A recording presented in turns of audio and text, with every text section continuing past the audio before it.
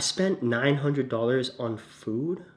What the Jasper, are you ready to see how much money I spent this past year? So I recently signed up Jasper for doggy daycare so he can get a little bit more socialization, but holy crap, nearly $400 a month to send this guy 3 days a week to doggy daycare. Like, I don't even want to know how much it is to send a kid or 2 kids.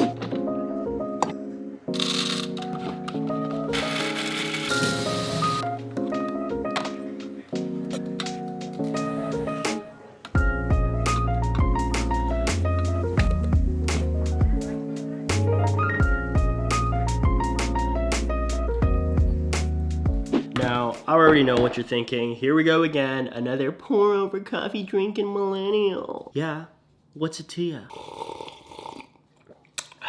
Also, before we get started with the video, I just want to apologize because I'm going to be sounding like Squidward throughout the video because I have a head cold. But anyways, today I'm going to be sharing with you guys my experience of tracking every single dollar for the past year on an Excel spreadsheet. Now, a lot of you guys already know this, but my personal definition of minimalism isn't necessarily about saving money. It's just about being intentional and thoughtful about how I spend my time, my energy, and also my money. So I have no problems investing in something if I'm going to use it often and I get a lot of value from it.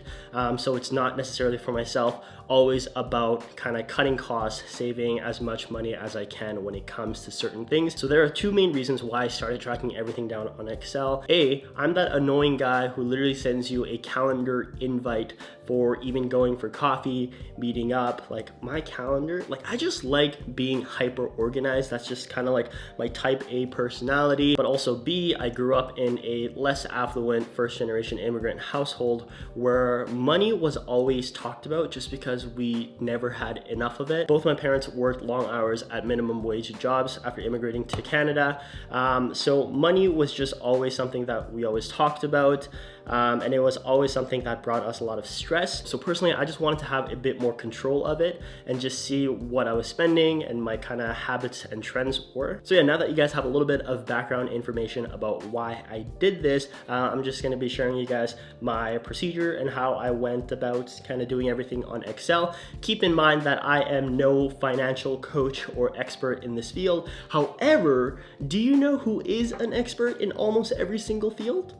The sponsor for this video, Skillshare. If you guys haven't heard, Skillshare is an online video learning platform where you can literally learn about anything from photography, videography, editing, business, leadership, and yes, finance. Now, I mentioned that I am no financial expert. However, you know what sounds like a really good financially sound move? Clicking that link below and getting 2 full months of unlimited access absolutely free. I mean, that just sounds like a no-brainer. So thank you, Skillshare, for sponsoring this video. With that being said, let's get started. So how I made my Excel spreadsheet is that I made 4 different columns, 1 for personal spendings, 1 for food and drinks, because yes, I do need a separate column for that, 1 for my business expenses, and 1 for my earnings. Now, when it comes to your earnings, if you work like a stable salary job and your paycheck is pretty consistent, and you know what you're making, you probably don't need that. However, I am a freelancer and I have like a bunch of different places where I get money. I also use QuickBooks Self-Employed, which actually connects with my bank account, and you can also see it that way as well. I also have a little separate section. I titled it budget, but it's not necessarily a budget. I just wanted to see how much I was spending or allocating to specific categories, which are all color-coded because I am that type of guy.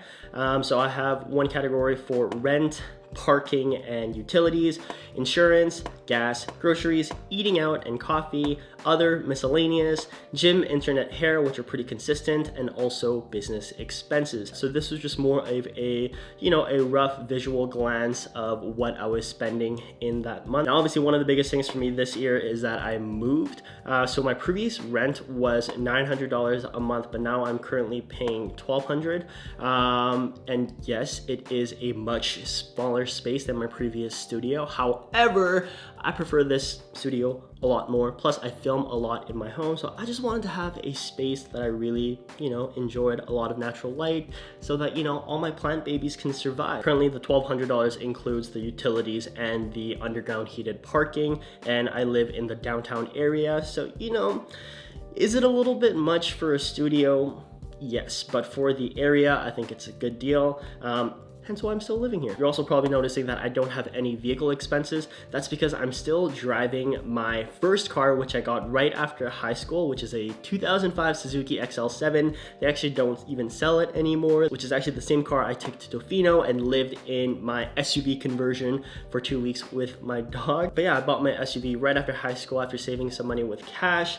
And honestly, it's been running really good. There was one time where I had to change like the front brake pads, and that was like the most I ever spent on vehicle maintenance, which was like $700.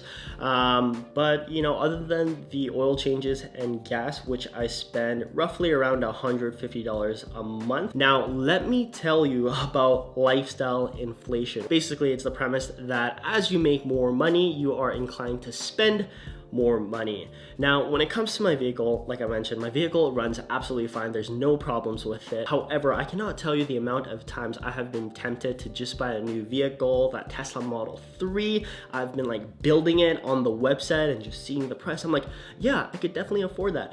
However, there's no need. You know, I feel like a lot of people get new cars and like fancy items because they want to impress other people and show other people they are successful and that their business is doing well. But trust me on this one, if you feel that you need to impress other people and show other people that you are doing well with flashy things, you have got it all wrong. Show other people that you're doing well by the amount of positive impact you have on other people's lives, and not, you know, the fancy cars you have.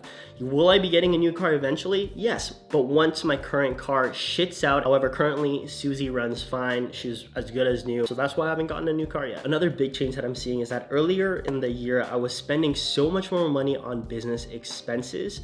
And that's because if you guys saw my minimalism and business type of video, I'll link it up in the top right-hand corner. But basically in the beginning, when I started my business, I wanted to do everything. Like I wanted to do social media management, video production, photography, copywriting, just the whole 9 yards. So I was hiring out subcontractors. Obviously the earnings were increasing, but also the expenses were like thousands and thousands of dollars. But also like it was getting so stressful to the point where I didn't even enjoy what I was doing. Basically, I was growing my business to the extent I was growing it because that's what everyone tells you. You know, you have to get an office space, you have to do this, you have to keep getting more employees, etc. And I was like, I'm not passionate about this.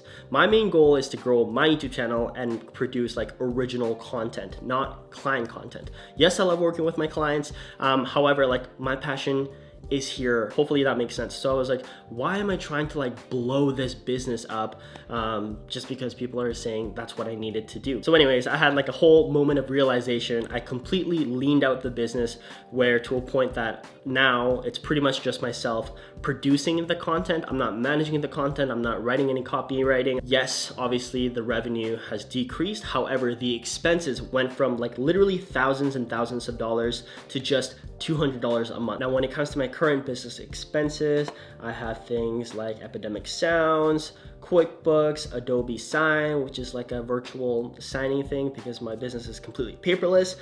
So that really helps. Squarespace, the Adobe Suites, and little things like that, kind of like subscription-based web services. When it comes to gym, internet, and hair, those are all pretty consistent things. I pay $84 a month on internet, which I think is expensive, but I pay for like the top tier internet because, you know, that's pretty much my work. For the gym, I pay $50 a month, which I think is pretty common. And for my haircut per month, I spend about $50, which I think is pretty good. Now, a lot of you guys may not know this, but I have a pretty big appetite for a pretty small dude. Like I could eat. So my budget I put for groceries $400 a month and eating out / coffee $300 a month. So roughly, you know, $700 a month on, you know, creating poop. Now I want to specifically take a look at May because that was the worst month. What was I even spending on? Remedy, which is a cafe. The green dashes are all, you know, groceries. Odd Company is a brewery. Some coffee. Malt and Mortar, $104. What was that? Oh, I think I bought the table food. Nando's, some juice, some more coffee, a birthday, groceries, just a whole bunch of eating out, skip to dishes. Guys, when I order skip to dishes, Uber Eats, DoorDash, whatever, I obviously have to order at least $20 so I can get free delivery. It ends up being close to $30 with tip and everything, and I end up overeating. Plus, I realized that there is so much waste when it comes to, delivering food. Not only does it come in a plastic bag, if you order, 3 different things, they all come in their own like plastic or like styrofoam containers. They always pack, plastic cutlery. Even in the notes when you say, please, no plastic cutlery, they always include it. And it's just very wasteful. So I think the best thing for me that has happened after, tracking my, expenses is just seeing that, if there are multiple blue lines in between the green lines, meaning that I'm eating out, going for coffee, etc., it almost kind of prevents me a little bit, because I know that I'm gonna have to enter that in my Excel sheet at the end of the day. So I'm just like, do I really want to enter that in my Excel spreadsheet? Like, do I really need it when I have tons of food in my fridge and freezer? Probably not. So that has been the one good thing about tracking it, is because I don't want to input it. I don't want to have multiple blue lines in between the green lines. It's a good week when I only have like 2 or 3 things in between the, the blue and the green, if that makes sense. But when it comes to going for coffee, yes, I do enjoy a nice cup of coffee. However, for me, because I work at home, it's nice to go to a cafe and kind of get outside, meet other people, and I just really enjoy that social aspect of it as well. So I absolutely have no issues with, buying a $5, $6 coffee every day, because I get work done, I get out, I meet people. Personally, I think going out for coffee and meetings is just a big part of my job. So I personally don't have an issue with that. I know a lot of the boomers hate to say it.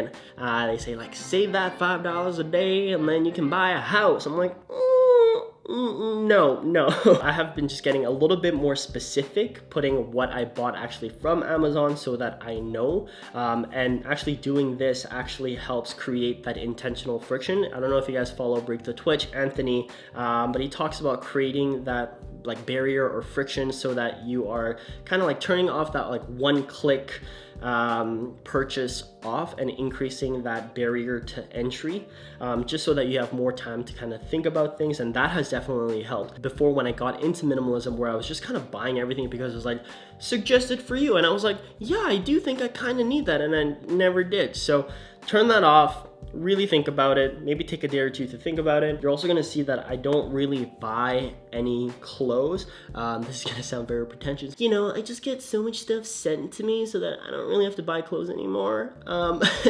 Yeah, that's kind of true. A big part of what I do is, especially because I review a lot of athletic apparel, I get a lot of stuff sent to me, and that's just the nature of my job, trying different things that I can recommend to you guys. Unfortunately, that means, yes, I will be trying a lot of things and have a lot of excess, and if I don't use it, I donate it. But also, I don't work with brands if I know that I'm not going to, enjoy their products. So I usually stick with Lululemon and Cuts Clothing.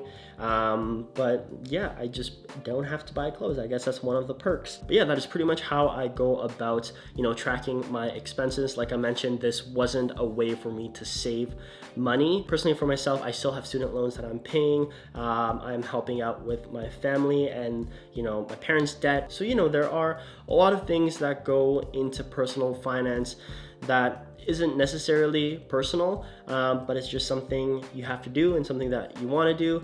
But yeah, if you have the opportunity to really only worry about yourself and not your family or your family's expenses, then just be very grateful and just be very intentional. And like I mentioned before, this method is definitely not for everybody. If micromanaging your finances causes you stress, then just don't fucking do it. I think it's very simple. For myself, I am hyper organized. I am totally like this type of person. I don't think I'll be doing this forever to this type of extent, but as of right now, as I'm paying off my student loans and helping out my family, this is just a method that works really well for me, that I can really see for myself my trends and my expenses. Although I use QuickBooks Self-Employed, that's more for taxes, I like physically actually typing or writing things down instead of just seeing it on an app. I think it adds one more extra barrier that you have to think about before making a purchase, knowing that you're going to have to like type it in your spreadsheet. But yeah, guys, that's pretty much it. That is how I track my expenses. If you guys have any other questions, you guys can comment them in the comment section down below. Keep in mind that I am not a financial coach. If you guys want to learn more about finance, definitely check out Skillshare and their courses. But other than that, thank you guys so much for watching, and I will talk to you guys next time. Actually, Jasper, do you want to say anything? Oh, speaking of Jasper, yeah, doggy daycare, $400 a month to send him 3 times a week. Like, what? Actually, although doggy daycare was really cute, they gave Jasper a little doggy report card with Jasper's picture over there. Oh my goodness. Hi, buddy. Do you like daycare? Yeah? Are you tired from your run this morning? Yeah? Alright, do you want to say bye to these guys? No? You don't care? Okay. Alright, so that's pretty much it for this video. If you guys enjoyed it, give it a thumbs up. I think I already said this. So I will talk to you guys next time. Bye, guys.